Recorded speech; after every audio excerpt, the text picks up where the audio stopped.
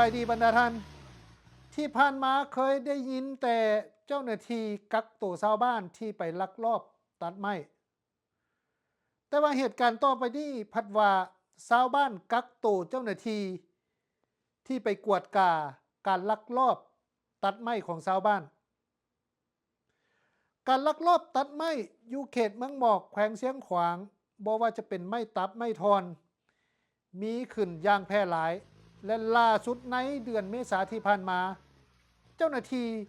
คณะกวดกาไม้ถูกชาวบ้านกักตัวมีชาวบ้านที่เป็นชายชะกันประมาณ30คนได้พากันกักตัวเจ้าหน้าที่คณะกวดกาไม้อยู่เขตบ้านน้ำเทืองเมืองหมอกแขวงเชียงขวางเหตุเกิดในวันที่23เมษายน2026เวลาประมาณ4 โมงแลง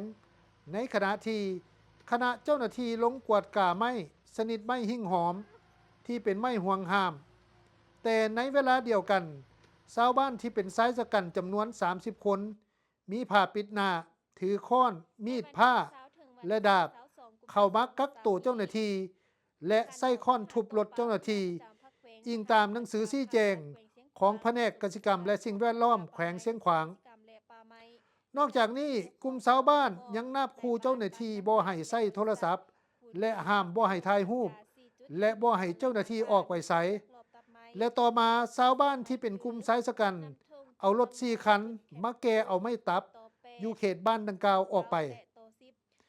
เหตุการณ์ผ่อนคลายลงในเวลาประมาณ7 โมงแลงเจ้าหน้าที่ปกส.เมืองหมอกและเจ้าหน้าที่แขวงจำนวนหนึ่งได้เข้าไปช่วยเจ้าหน้าที่กวดกาที่ถูกกักตัวอยู่ส่วนว่าชาวบ้านที่เป็นชายชะกันพากันหลบหนีไปบรรดาท่านฟังแล้วก็คือกันกับละครอยู่โทรทัศน์หรือว่าซีรีส์อยู่ Netflix นะ